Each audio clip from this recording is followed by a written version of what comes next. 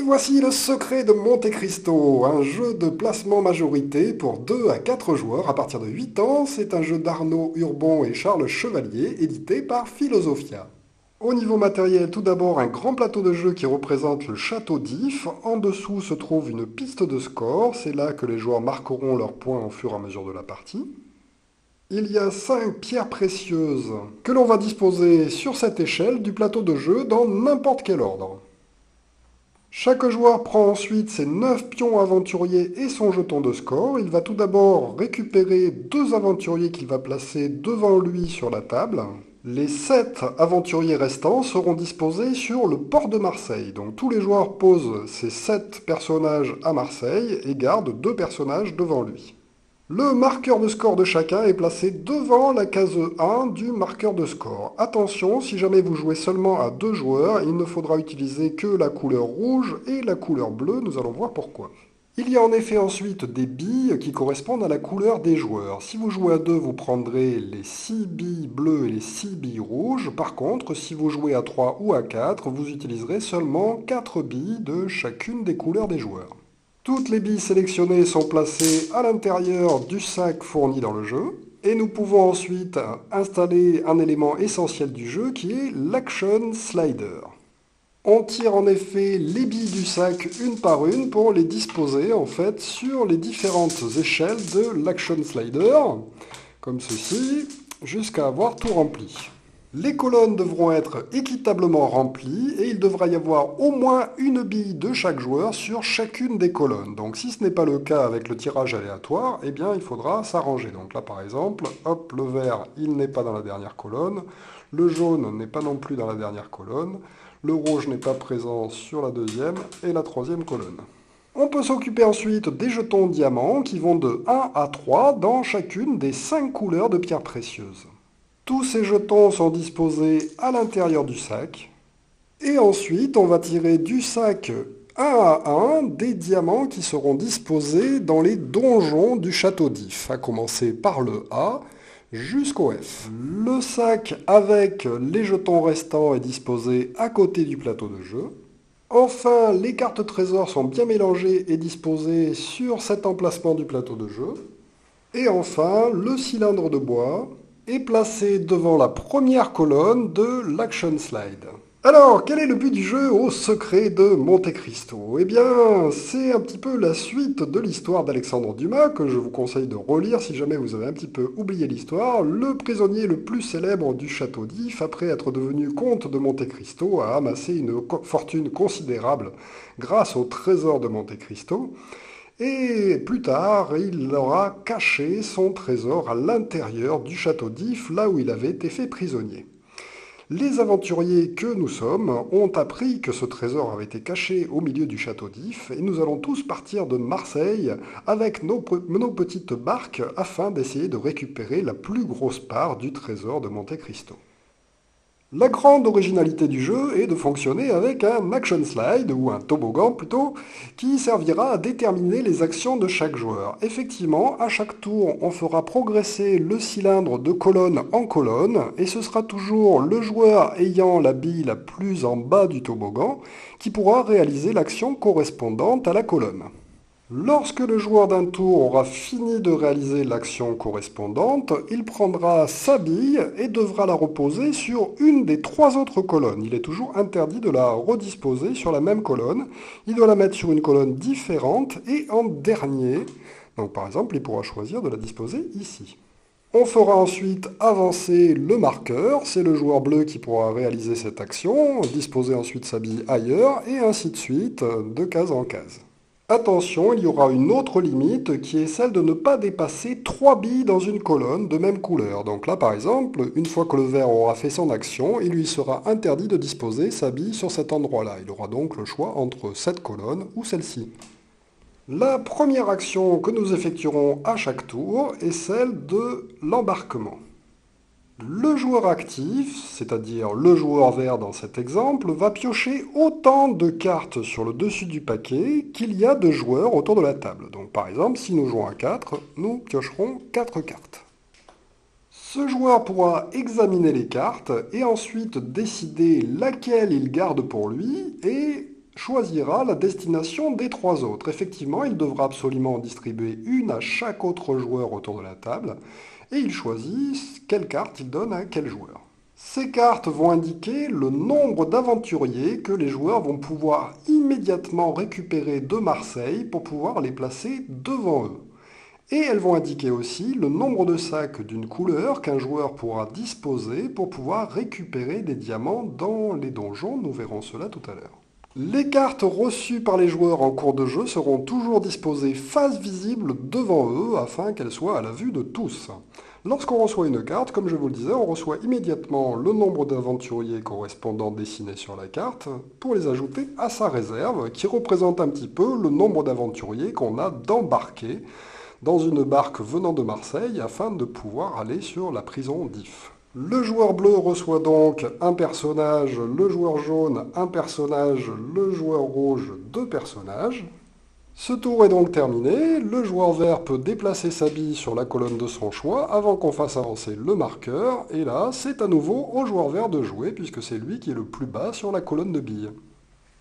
La deuxième action est symbolisée par un petit personnage qui indique l'exploration des donjons. Le joueur actif, c'est-à-dire le joueur vert, va avoir le droit à ce moment-là de faire arriver sur l'île de 0 à 3 aventuriers maximum. L'île est divisée en différents donjons sur lesquels se trouvent des trésors. Pour pouvoir récupérer ces trésors, les joueurs vont devoir avoir un nombre d'aventuriers qui correspond au trésor convoité. Donc notre joueur vert pourrait décider de mettre 3 aventuriers au même endroit, ou bien sur des donjons différents, ou bien sur une des 4 cases spéciales qui se trouvent en haut du plateau de jeu. Parmi les 3 personnages qu'il place à son tour au maximum sur le plateau de jeu, il peut décider d'en consacrer un à l'obtention d'un gain spécifique sur une des 4 cases présentes au-dessus du plateau de jeu. La première case correspond tout simplement à un gain immédiat de 2 points de victoire. À ce moment-là, le joueur pourra prendre son jeton et l'avancer de 2 sur le circuit des points de victoire. S'il choisit la deuxième action, eh bien, il va pouvoir gagner immédiatement une carte, mais qu'il ne va pas regarder, qu'il va laisser face cachée devant lui, sans regarder ce qui se cache au dos. Cette carte sera considérée comme étant un sac de la couleur de son choix. C'est donc un sac joker qui pourra lui servir à récupérer des trésors plus tard dans la partie. S'il choisit de placer un aventurier dans la troisième action, celle-ci va lui permettre de recevoir immédiatement des renforts, c'est-à-dire de prendre jusqu'à 2 personnages provenant de sa réserve personnelle, de sa barque, et de les placer aussi à l'intérieur du donjon sur les endroits de son choix. Par contre, lors de cette nouvelle arrivée de renforts, on ne peut pas placer de pions sur les actions spéciales. Dernière possibilité, placer un aventurier sur la dernière action qui nous permet de recevoir immédiatement 3 personnages de Marseille qui viennent rejoindre notre réserve. Alors attention, au moment où on place un personnage en haut, on ne peut pas en placer un deuxième en haut. Sur les 3 personnages qu'un joueur actif peut placer dans les donjons, il ne pourra en placer qu'un seul sur une action spéciale. De même, lors de la suite de la partie, il ne pourra jamais replacer un deuxième personnage sur la même action. Donc s'il a déjà un personnage de placer sur une de ces 4 actions, il sera obligé de choisir une autre de ces actions s'il désire jouer les actions, bien sûr. Précision, lorsque l'on place des personnages sur les donjons, on va toujours les placer le plus haut possible sur l'échelle du donjon en question. Donc si par exemple un joueur bleu vient jouer juste après, eh bien il pourra se placer comme ceci par exemple. Il viendra compléter la ligne déjà débutée par le joueur vert.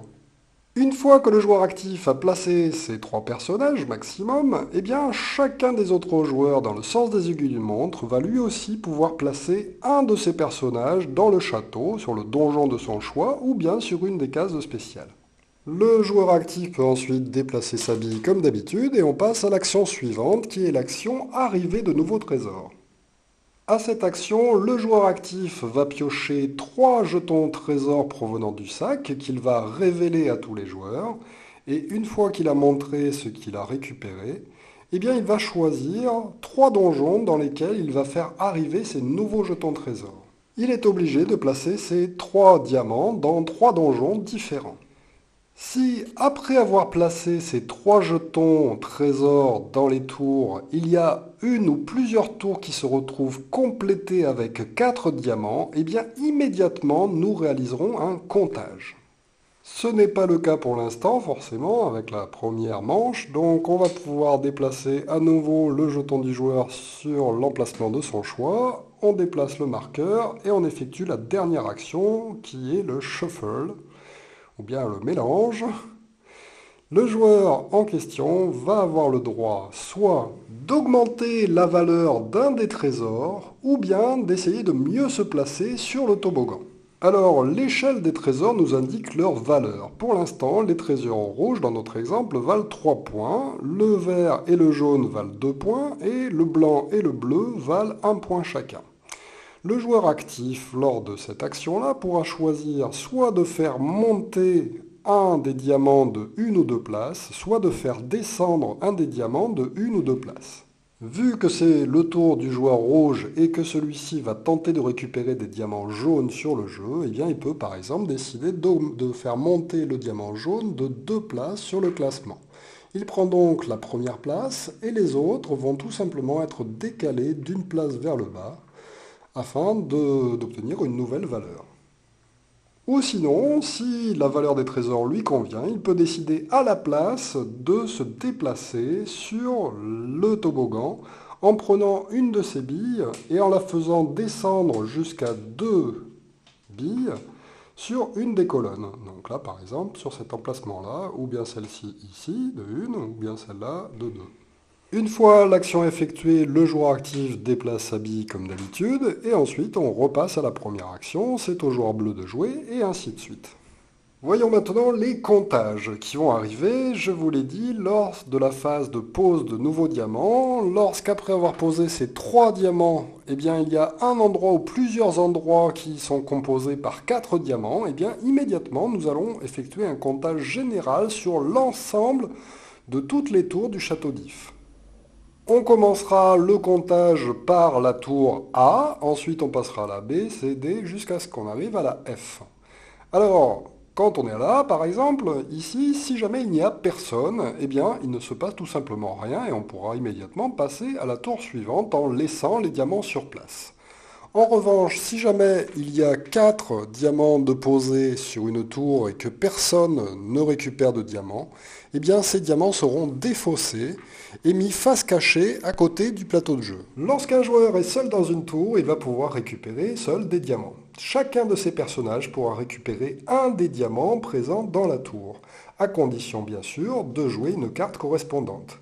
Donc là, par exemple, avec son premier personnage, il pourra utiliser 3 sacs verts pour pouvoir récupérer ce diamant vert qu'il placera devant lui. Le personnage utilisé pour récupérer un diamant est placé sur Marseille. Ensuite, avec son deuxième personnage, il pourra décider par exemple de récupérer un autre diamant, par exemple le diamant 2 rouge avec 2 sacs rouges.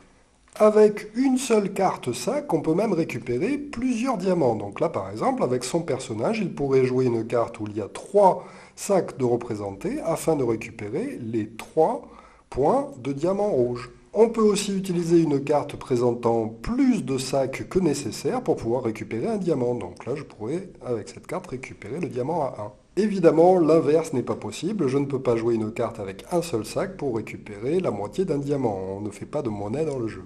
Alors, précision, la prise de diamant est toujours facultative. Lors du tour d'un joueur, celui-ci peut décider, même s'il en avait la possibilité, de ne pas récupérer de diamants si, par exemple, ils ont une valeur qui lui paraît peu intéressante. Il peut préférer attendre le tour suivant pour pouvoir ramasser les diamants correspondants. Mais attention cependant, je vous rappelle que si personne ne prend de diamants sur une zone où il y en a 4, eh bien ils seront tous défaussés. Donc des fois on n'aura pas le choix, il faudra mieux récupérer un diamant qui ne rapporte pas beaucoup de points plutôt que de les laisser tous partir à la poubelle. Que se passe-t-il quand il y a plusieurs types d'aventuriers dans une tour? Eh bien c'est tout simplement le joueur qui a le plus d'aventuriers, donc là en l'occurrence le joueur rouge, qui aura le droit de se servir en premier. Une fois qu'il aura fait toutes les prises qu'il veut ou peut faire, on passera au joueur bleu. Une fois que le joueur bleu aura récupéré ce qu'il veut, eh bien, éventuellement, le joueur jaune pourra peut-être récupérer ce qui reste, s'il reste quelque chose, bien sûr. S'il y a une égalité d'aventuriers entre deux joueurs, donc là, par exemple, il y a autant de bleus que de rouges, eh bien, à ce moment-là, c'est le joueur qui aura un pion le plus en avant qui l'emportera. Donc là, c'est le joueur bleu qui se servira le premier, puisqu'il a un aventurier sur la case 1. Ensuite, ce sera le joueur rouge et enfin le joueur jaune. Lorsqu'on récupère des jetons et que les personnages sont défaussés, donc là par exemple, hop hop, le joueur rouge récupère le vert. Ensuite, imaginons qu'il n'ait pas de carte rouge, c'est donc au joueur bleu de jouer qui décide de récupérer un diamant. Hop, il enlève son personnage et le joueur jaune, imaginons qu'il n'ait pas de carte rouge non plus. Le tour s'arrête donc ici. À ce moment-là, tous les personnages encore présents dans la tour vont être tout simplement poussés vers les premières cases.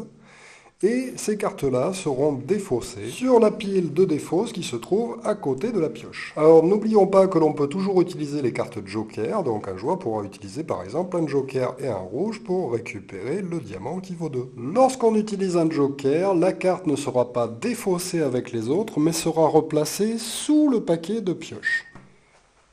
Une fois tous les comptages effectués dans les tours, eh bien chacun va pouvoir échanger les diamants qu'il a récupérés contre des points de victoire grâce à la valeur des diamants et à l'échelle de valeur ici.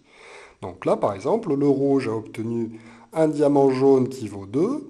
Le diamant jaune a une valeur de 2 à l'unité, donc ça lui fait 4 points de victoire.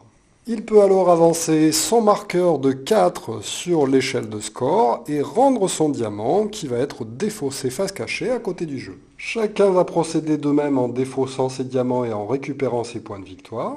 Et enfin, tous les personnages qui se trouvent sur les cases spéciales en haut du jeu vont revenir à Marseille. On peut ensuite reprendre le jeu là où il en était, avec le déplacement du joueur qui a fait la pose des diamants qui a provoqué le comptage.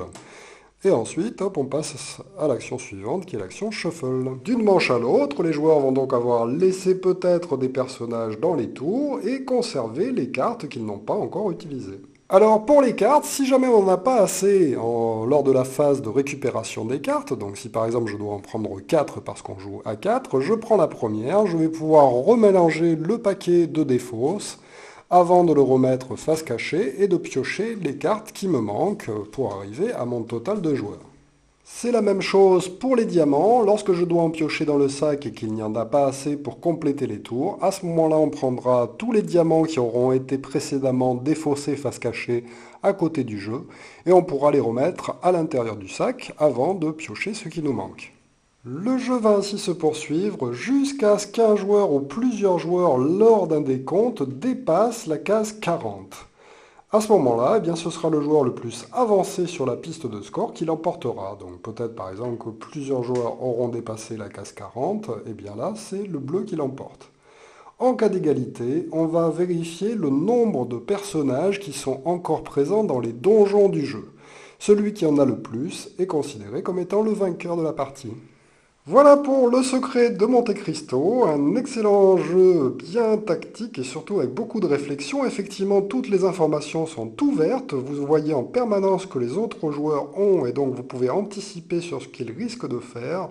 Donc vous avez beaucoup de choix à la fois sur les emplacements pour récupérer des diamants, à la fois sur le déplacement des billes, qui est un système assez ingénieux et très différent des principes que l'on connaît habituellement, donc il faut s'habituer un petit peu à ce principe afin de tirer son épingle du jeu. Voilà, merci de m'avoir suivi et à très bientôt pour une nouvelle règle de jeu. Au revoir.